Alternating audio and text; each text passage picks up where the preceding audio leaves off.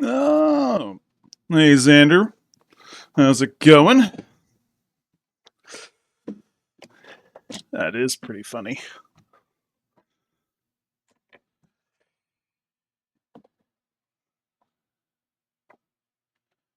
All right, let's plug in our controller.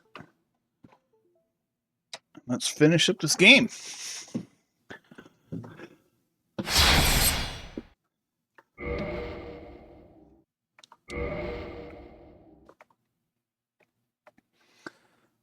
Very, very exciting. Pretty much at the end. And so, since we're here at the end, let's take a moment to look at our everything that we've gotten from Oolacile. Okay, so let's look at our Oolacile spells first. Let's read all the descriptions if they have any. Turns the right weapon invisible. Not a simple augmentation, making it dependent on the skill of its caster. An example of the capacity of Oolacile's sorceries to control light. Although perfect invisibility is unachievable, Repair. This sorcery was a part of everyday life in Oolacile. Its effect resembled repair powder, which must have found its way into the culture of this lost land. That's interesting. This is a different description than it used to be. It used to say that it rewound time, because light is time.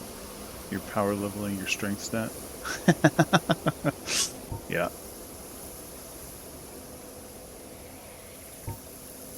Chameleon. Okay, no, I did read these. Okay. At least I read most of them. Alright. Then let's... What's pretty cool about this game is that you raise your stats through doing actions. Yeah, so that's sort of like, sort of like the, oh god, the the Elder Scrolls games. Level your strength by hitting enemies. Yeah, okay. Interesting.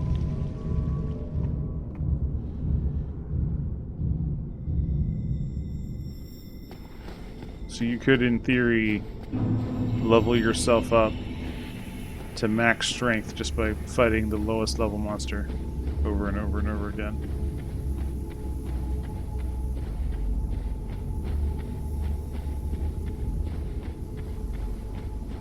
That's what you are doing.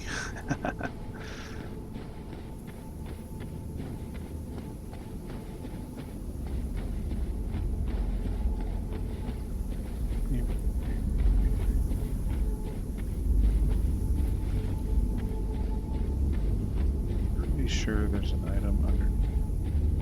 No, there's not.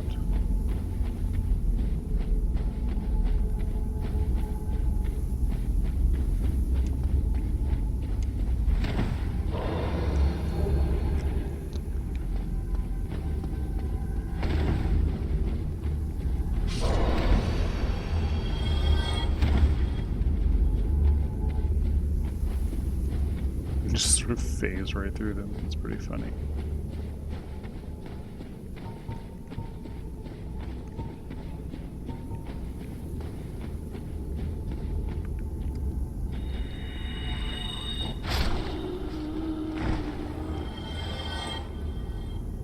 You made steel stuff, but you can't use it. That is funny.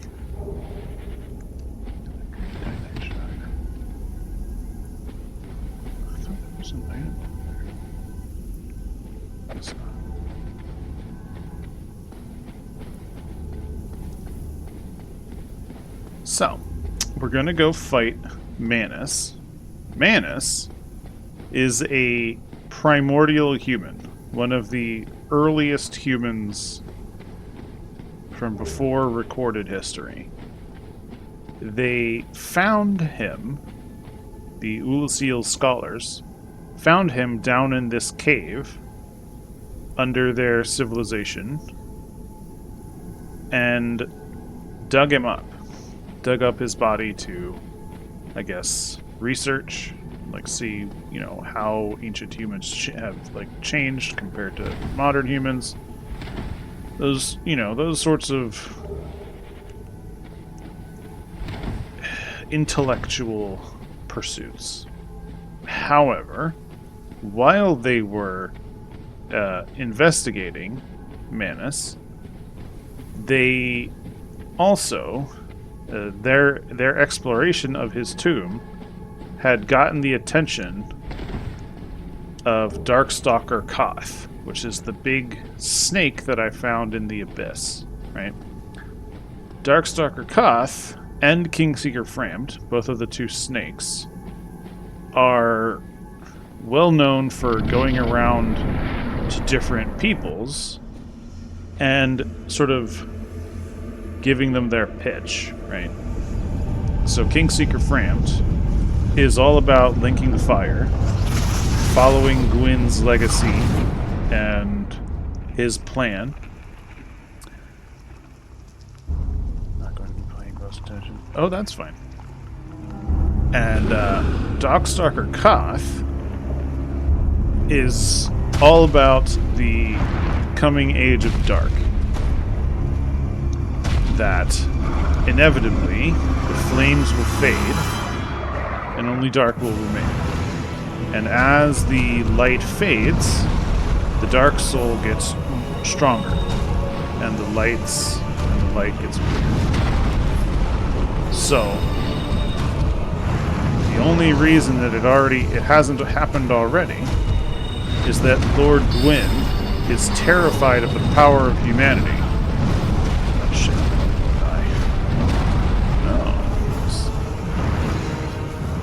No. Lord Gwyn was terrified of humanity and their potential, and did everything he could to extend his age of fire at the expense of us, at the expense of humanity.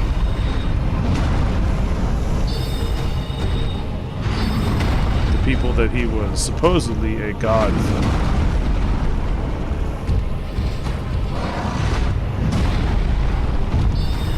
Oh, that spell pisses.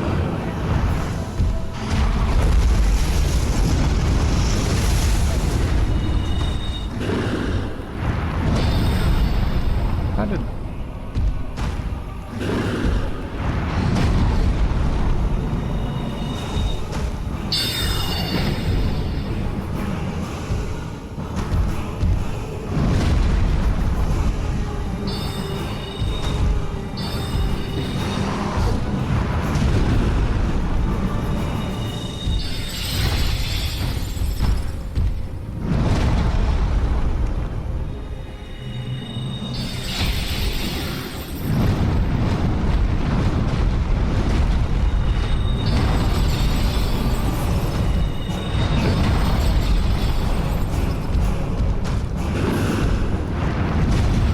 Oh, shit.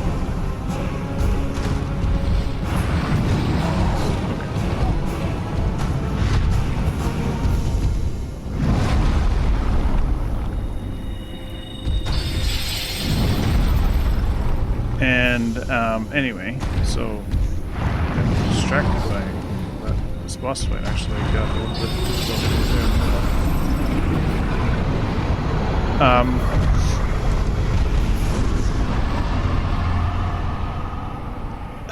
because of Darkstalker Koth's meddling and his suggestions, whispers, who knows, manipulations, he was able to convince them, as they were experimenting on this primordial man,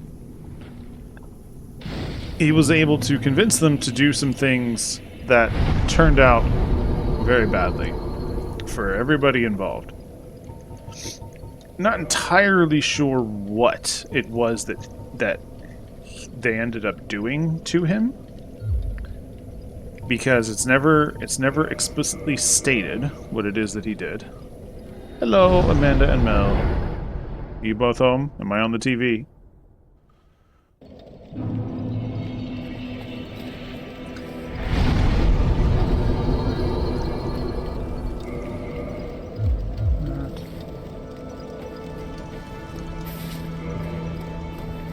Let's put on the ring, and we'll continue.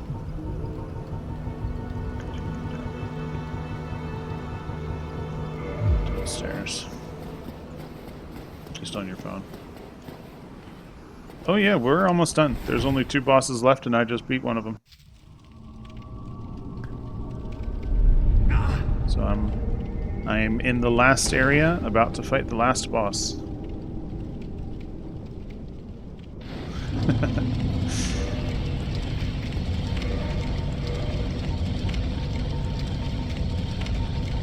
It's a pretty short game.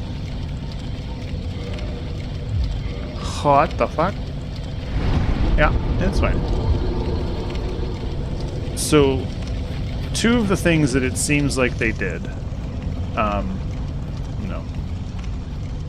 One of the things that it seems like they did to Manus that sort of pissed him off and made him basically rise from the dead and transform into a monster is they took away the broken pendant that he had, that he was buried with, which seems to have been some really important memento of his life.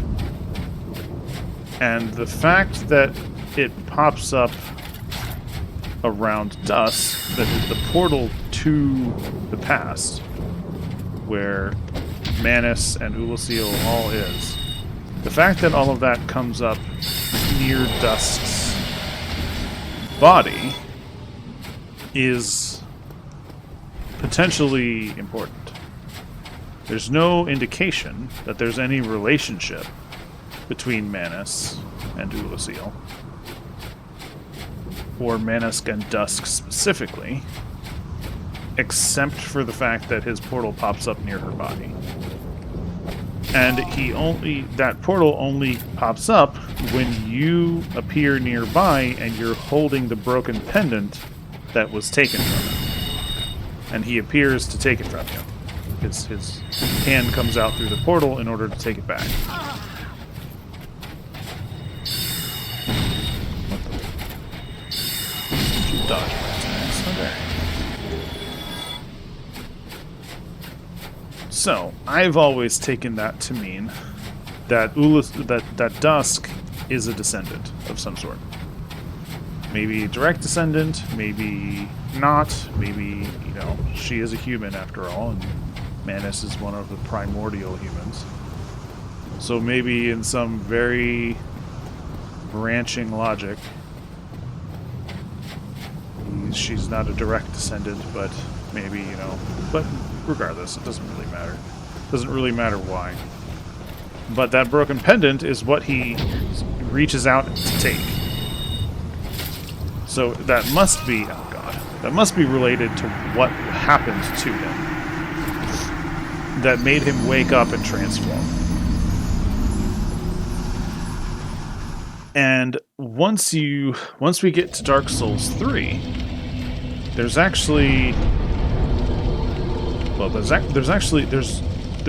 lore for Manus in Dark Souls 2 as well, but sort of the significance of him being a primordial human is expounded upon in Dark Souls 3, where it talks about what we were like before Gwyn gave us the curse, right? So before Gwyn cursed humanity with with linking the fire, we were different.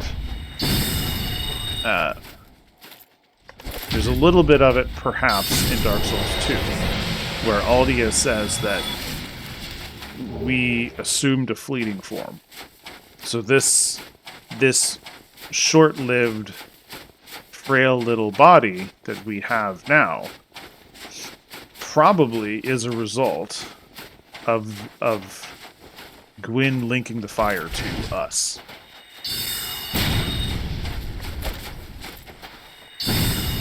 And that before that, we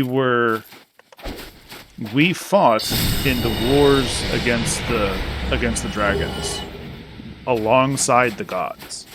Like we were right there alongside them, fighting against the ancient dragons. And all of our deeds were struck from history, and we got no recognition for it, for our contributions to like changing the world. But we were strong enough to be there. We were strong enough to be in the fight. My phone is ringing. Hold on.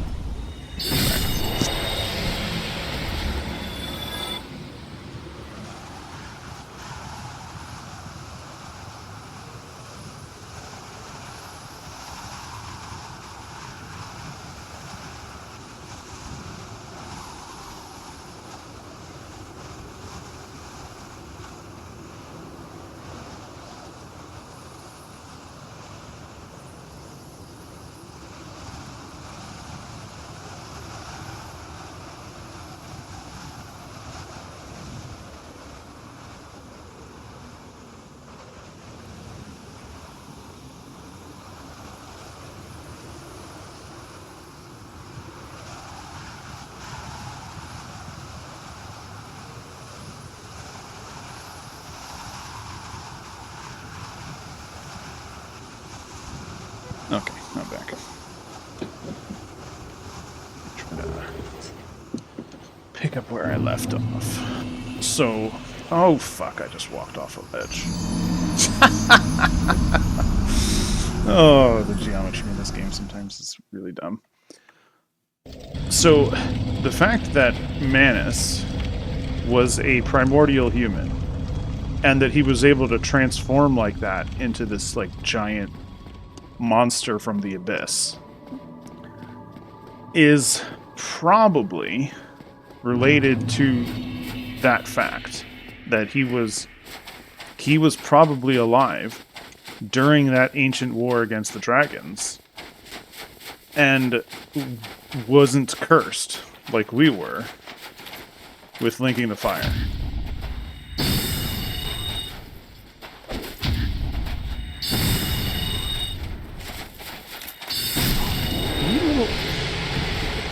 Don't shake your head at me. Drink the potion.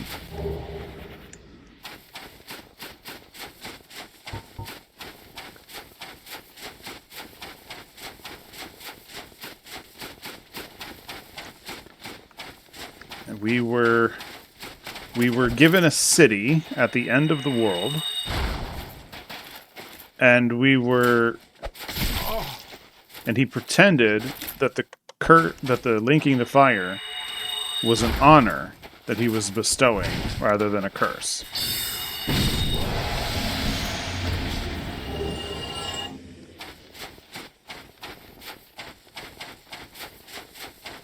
And the city that he gave us is in Dark Souls 3 as well. And it was more of a prison than a reward, as he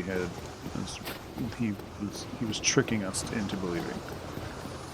And so then when we had been linked and we changed into these little mortal humans,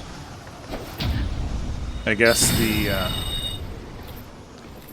memory of it could fade into the past because we wouldn't live all that long. And so eventually nobody would be alive to remember it, except for the gods themselves. And it looks like some of the gods didn't like it. Didn't like that Gwyn had done that. And so we have gods like Velka, who is the goddess of sin and humanity. And she seems to be on our side. She seems to like, none of the other plots among the gods ever seem to involve her. And all of her things that she's known for are for... Oh god, I pressed the fucking wrong button. Good lord. All of the things that she's known for are things that directly benefit people. Directly benefit humanity. Unlike all of the other gods, which have their own schemes, and a lot of their plans basically just end up demanding things from us, and then giving us nothing. Like, Lloyd, the Allfather, and the Way of White. That's a religion that they set up specifically to take advantage... Oh, god damn it. Take advantage of human religion and shackle us farther into the linking of the fire curse.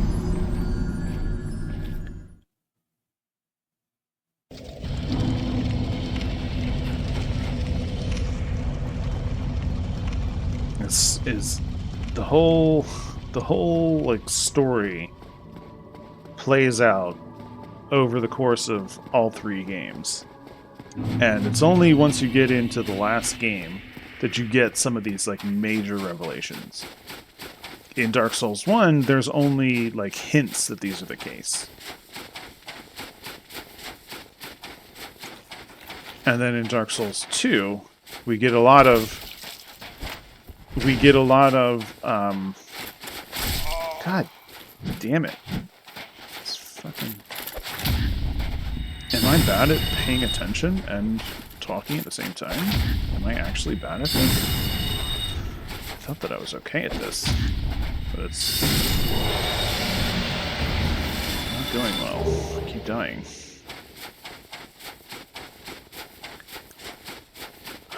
But maybe I should stop talking about the later games and just focus on this one.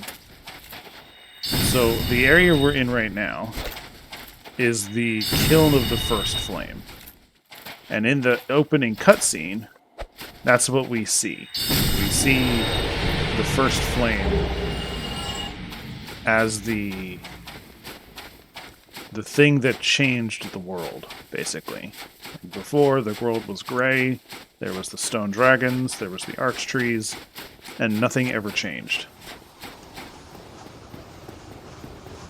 We, the gods and the humans, we both lived probably underground, in obscurity, away from the dragons, away from the surface, probably hiding underground, because this Kiln of the First Flame is underground.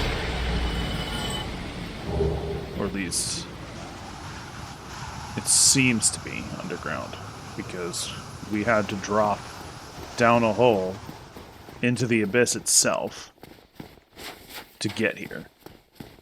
So this, even though it looks like there's like sky up there, it's not really the sky. Because this is very, very deep underground somewhere.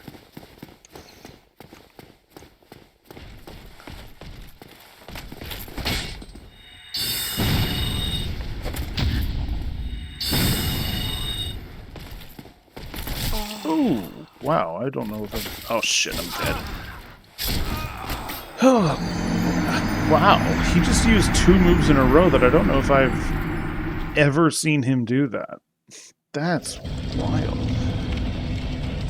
Just some fucking crazy moves on me.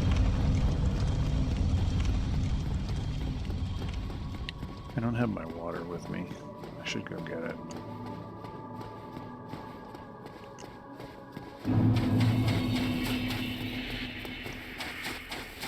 My throat is starting to hurt.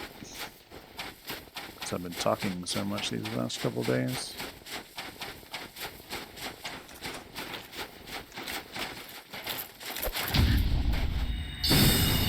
The Black Knights that are here, Gwyn actually told them all to go home. And they refused. They willingly followed him here to the kiln of the first flame and witnessed him feeding himself to the flame. He fed his... Essentially, he fed his soul into the first flame in order to rekindle it with all of his accumulated power from his life in order to extend the age of fire. And the other gods, it seems, had other... They had tried other things before Gwyn decided that this was the last case scenario, and he decided to do this. He definitely cursed humanity with linking the fire long before he sacrificed himself. And we're not sure at what point between then and now, but the Witch of Izalith, who's one of the other gods, she created her own... She created the Chaos Flame when she was trying to recreate the first flame artificially with her flame sorcery in a ritual. She was trying to... They were trying, and probably the other gods too, were trying to figure out a way that they could extend their Age of Fire without Gwyn having to sacrifice himself to do it. But the artificial first flame was not the kind of first... was not the same. It was very different from the original flame of the first flame. The Chaos Flame that they ended up creating, it did create life, but it seems like it was parasitic in nature rather than being like us, being self-sufficient. Sort of.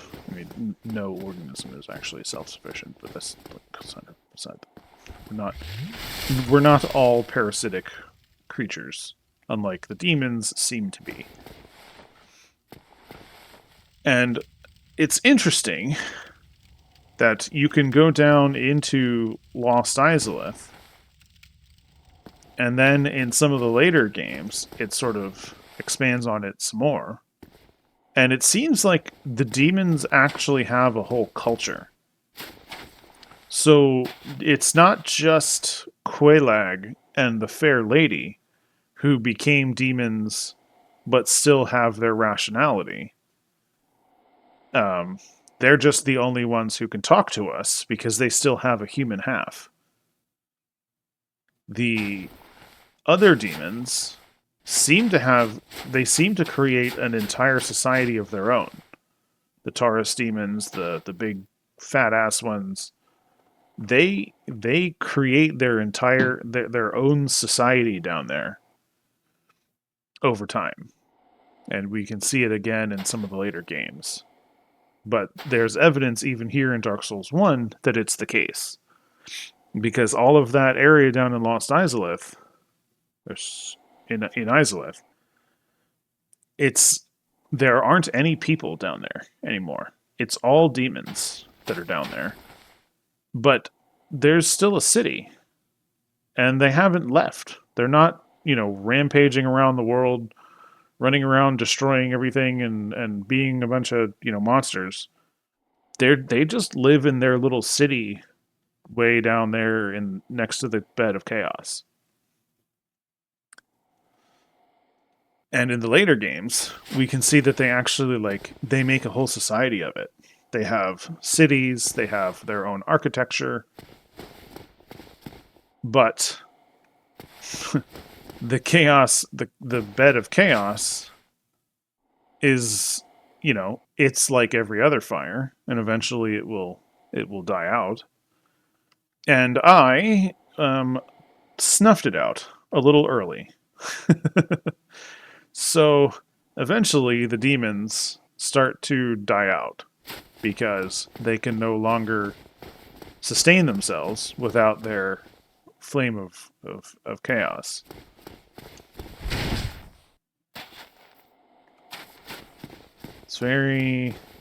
It's an interesting sort of tale, because when they were first created, Gwyn brought his Silver Knights down into Izalith to destroy the demons that he thought were overrunning the city of his, one of his fellow gods.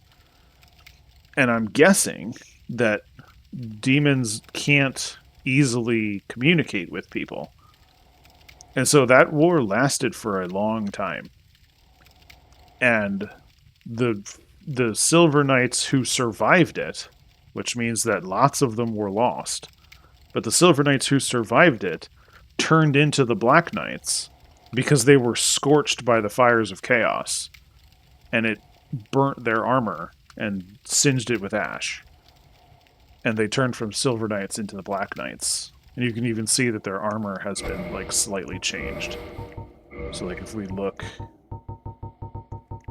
we can look at the difference between just the helmet. The helmet here with the Silver Knights has the two little wings on the helmet going straight up. But the Black Knights, they've twisted and spread out.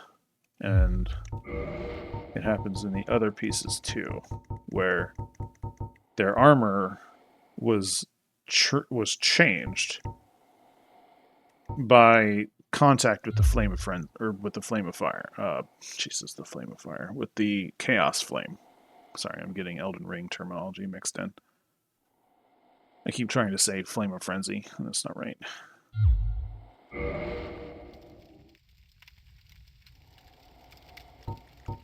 Okay, well, Gwyn is behind this door. Let's go fuck him up. Well, what's left of him? Oh, the music. Ouch.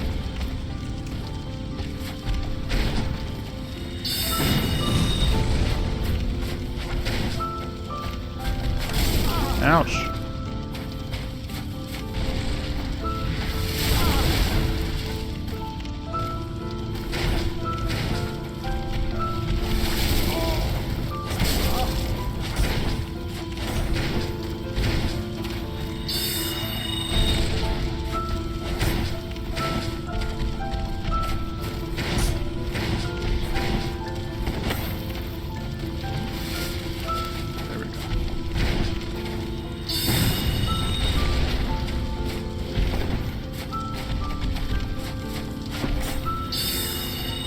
Little shit.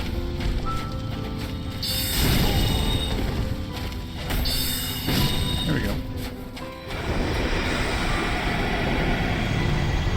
Oh, this song is so good.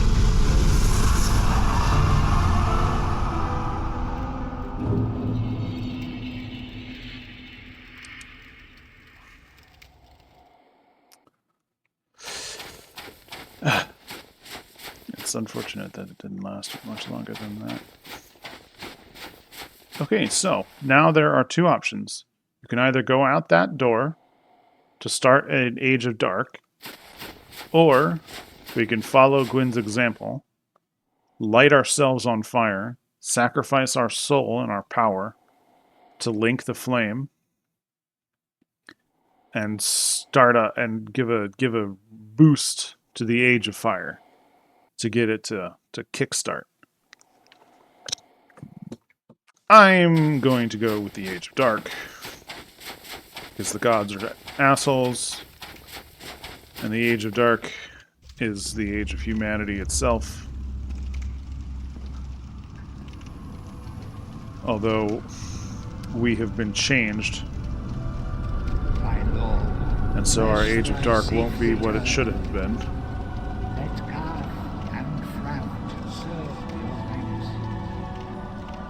We are here to serve your highness.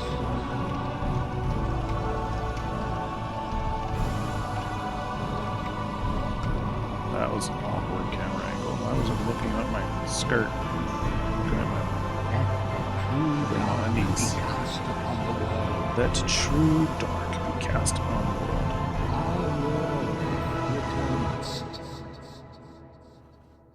Sorry.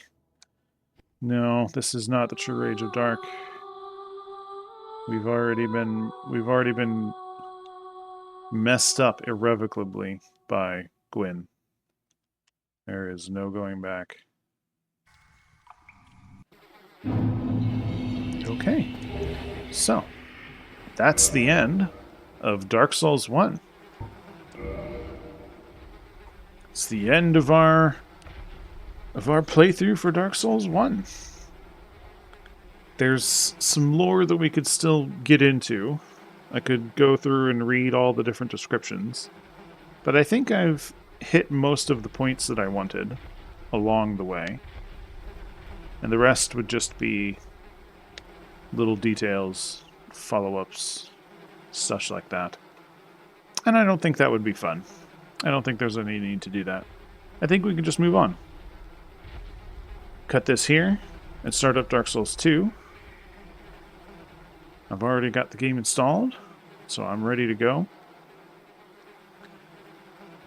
I'm going to stop the stream so that I have a good stop, and then we'll start it back up with Dark Souls 2 in just a minute. Got your strength to 27. You can use your own armor. Very nice. Very nice, Xander bro. Very good. From 22 to 27. Very nice.